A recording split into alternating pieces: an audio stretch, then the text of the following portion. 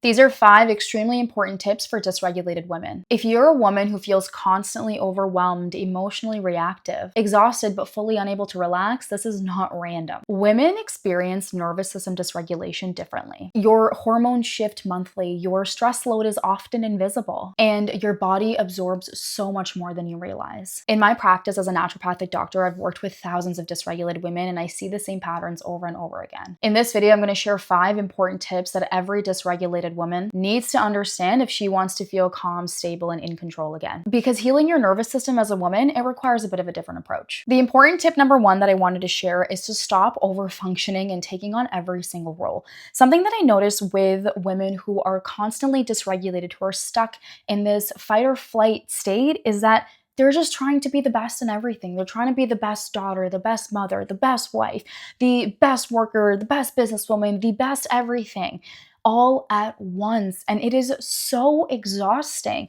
How can you be the best in every single role all at once, all at the same time? You can't. And the more that you try to be the best in all of these things all at once, is that you're actually setting yourself up for failure, because you're going to try to be the best in everything, and then you're going to get triggered or stressed out, probably at your kids or partner, and then you're going to feel really bad for being a bad partner or a bad mother, and then you're going to find yourself stuck in this loop and cycle over and over and over again. Instead of giving yourself grace, instead of asking yourself, what is the thing that you truly want to prioritize in this season of life, and then focus on prioritizing that thing. You're dysregulated because you're just carrying way too much. You are carrying everything all at once every single day, and your nervous system does not like that at all. Chronic over-responsibility keeps the nervous system in this stress state. So when you're always high achieving, when you're caretaking, when you're just emotionally available to everybody, you rarely feel supported yourself, and rarely can you give yourself what you actually need. So you need to really start asking yourself, what is the most important thing you want to prioritize in this season of your life? For me right now, it's my business. That is the most important thing for me in this season of my life. So that means that my business is going to get my best energy, and everything else is going to get the leftovers. And that's just what it is. It doesn't mean that I'm not going to show up for my friends, for my family, for myself, but it does mean that it's just not going to get the best of my energy. And that's just it. That's just the season of life that I'm in, and that's okay. So if I'm not able to give my best in these other areas and these other roles, that's okay, as long as I gave myself the best in the thing that is the most important in this season of my life. So you really need to get clear with yourself and ask yourself what that is. Maybe this is a season of you pouring love into yourself. Maybe this is a season of you growing and building a business. Maybe this is a season of you being the best mother. Maybe this is a season of you being the best partner. Whatever that is, whatever season of life you are in, only put pressure on yourself for meeting that specific role and forget everything else. Or you can forget everything else depending on where you're at. Don't forget about your kids, okay? It depends on where you're at, but not forget everything else, but just know that you don't have to give your 100% to all of the other things. This is going to reduce so much pressure on you and the responsibility that you're taking. And I know it's going to feel really uncomfortable. It's going to feel really uncomfortable if you are a mother and you're just like, I'm in a season of building my business, and for the next quarter, I have to focus on that. So that means that my family might get some of my secondary energy. Doesn't mean you're not going to show up for your partner, for your kids. It just means that they might not get your best energy, and that is okay for this season of life. So give yourself so much grace and compassion for that. Important tip number 2 is that you need to understand your cycle, and you need to stop expecting linear output all throughout your cycle. The truth is that your nervous system is more resilient in the first half of your cycle. And in the second half of your cycle, especially your luteal phase, you're going to be prone to more irritability, anxiety, overstimulation, and less stress tolerance. There's actually an area in your brain called the amygdala that grows bigger in size the second half of your cycle. So that actually makes us as women more sensitive to negative stimuli. And we all are naturally going to be a bit more sensitive. And so that means that you need to adjust your expectations of your output in the second half of your cycle. And you need to start meeting your mind, your body where it's at, instead of trying to overdo it, and get angry at yourself because you're just like, oh my God, a week ago I was able to focus and have lots of energy, and now I don't. Doesn't mean that you still can't function well. It just means that you need to be kinder to yourself, give yourself more grace, and have more realistic expectations of yourself and what you can do in the second half of the cycle. So you should always be tracking your cycle. You should know when that switch happens. Just for me, this past week, the switch happened. I'm now in my luteal phase, and I started to notice myself just being able to be a bit more emotional, not being able to be as emotionally resilient as I was in the first half of my cycle. And I noticed that. And so what I do is I make sure I give myself lots of extra time and space to process my feelings, to process my emotions, and not make myself feel bad for just being a little bit extra emotional. I make sure that I sleep a bit more. Like last night, I got 9 hours of sleep and I feel so good this morning because of it. And I make sure that I'm doing a lot more of my nervous system regulation work. I'll call my friends up more and try to get more of that support, because during the second half of my cycle, I need a bit more co-regulation and I just need a little bit of extra support than I would in the first half of my cycle. So it's about understanding where you are as a woman, deeply, deeply, deeply loving and accepting yourself for where you're at, and meeting your brain and body where you're at. Part of nervous system regulation and healing is to build this beautiful, deep, strong relationship with yourself. And how can you build a beautiful, deep, strong relationship with yourself if you're going to hate yourself every single day? You can't. And so instead of hating yourself, you need to start learning to accept and love where you're at and meet yourself where you're at. Too many of us women are just way too critical to ourselves. We're so critical to ourselves, so mean to ourselves, and then we wonder why we can't show up the way that we want to. And then we wonder why we don't have an amazing, incredible relationship with ourselves. Important tip number 3 is to stop ignoring your own needs. So many women ignore their own needs. Dysregulated women especially often delay meals, push through exhaustion, say yes when they mean to say no, and they minimize their own stress. I can't even begin to tell you the amount of times where I would tell myself, like, Bisleen, you're not allowed to pee until you get these things done on your to-do list. So I would just sit there trying to get everything done, and my bladder I felt like I was just gonna pee in my chair because that's how badly I had to go to the bathroom. But I was just like, no, you can't do this. You need to da-da-da-da. And just looking back, I'm just like, it makes me feel so sad. And sometimes once in a while, I'll still notice that voice coming up, like I have to pee and I'm just like, I need to finish this thing. I'm like, no, you don't. Get up and go pee and go to the bathroom. How dare you ignore your body's needs?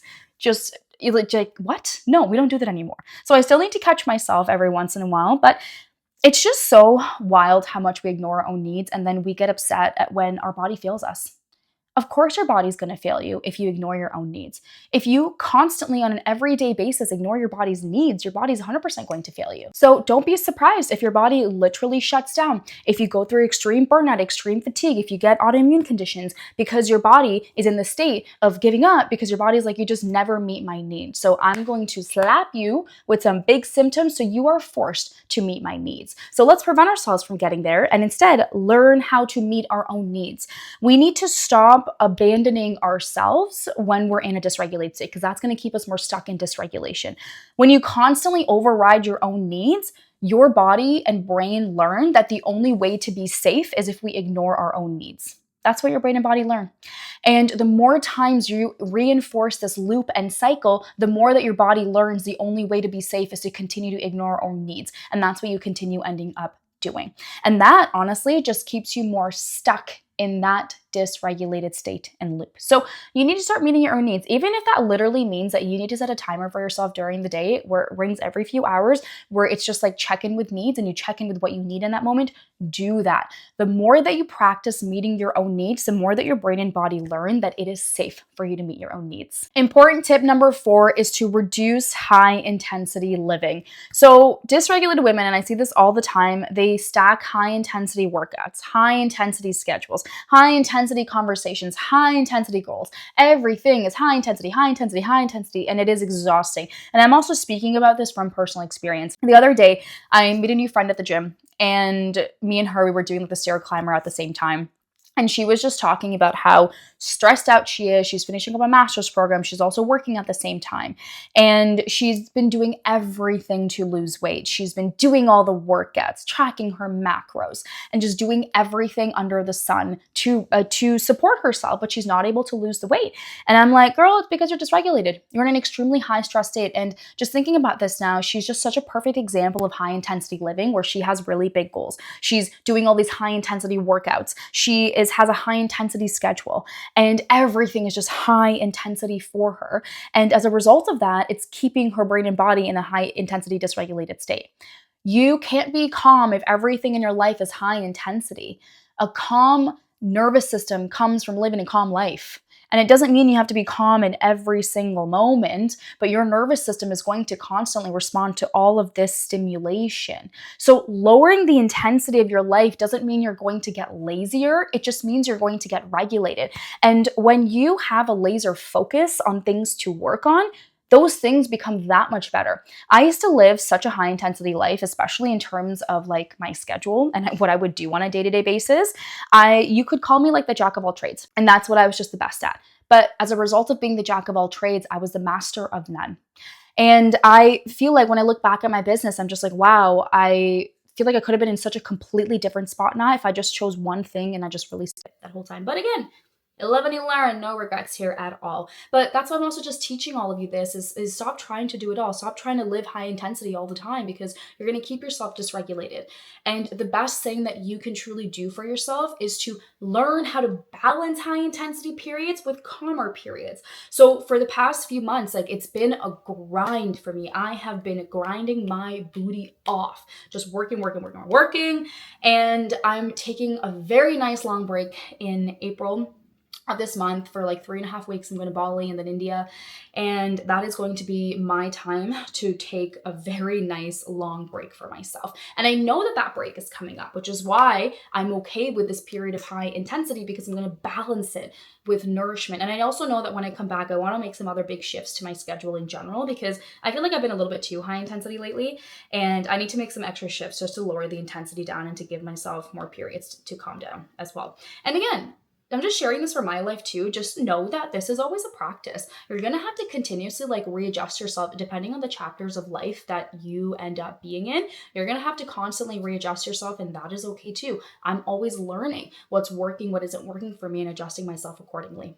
And then the last tip here is to stop using productivity to prove your worth.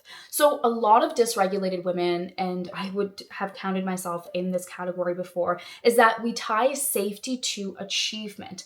And what ends up forming subconsciously is this belief that if I do more, then I'm safe. If I perform, then I'm valuable. And this creates chronic sympathetic activation. And this tip is all about like identity. And when you start to become someone and believe that the only way to be valuable is to be productive, then you end up creating, let's go back to that last tip, a really high intensity schedule, because you feel like the only way to feel good about yourself is you do more. And what ends up happening is the more that you try to do and fit, the more that you end up actually keeping yourself more in that dysregulated nervous system state. So you should be feeling good about yourself, whether you've done 10 things on your to-do list, whether you've done 20 things on your to-do list, or whether you've done nothing at all. How much you get done in a day should not be what determines your worth. Who you are as a person, your intentions, that should be what determines your worth. And it's so important that you truly learn how to separate the two in your mind. And it takes practice. It takes a lot of practice. I would constantly tie my self-worth to my achievements, believing that the only way to feel good about myself is if I do more. And I realized that I would actually feel emptier. The more I did, the emptier that I actually felt about myself and who I was. And I had to really learn to rewire this belief internally, because it was just leading me to this place of constant exhaustion and burnout and just being stuck in these loops over and over again. And so important that you learn to find safety in just being and not always having to do. And it's going to take some time. You're going to feel guilty when you rest, when you aren't as productive. But the whole part is that when you expose your brain and body to that discomfort, it'll just get easier and easier over time. And that's what this is. This is just a practice.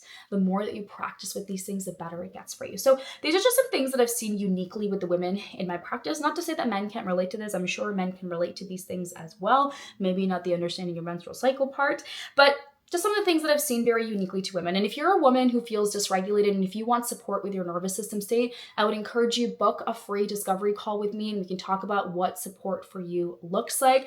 And most importantly, remember that nervous system regulation isn't about doing more, being more. It's learning how to be with you, learning how to find safety in the stillness and the slowness and just deep within yourself and who you are.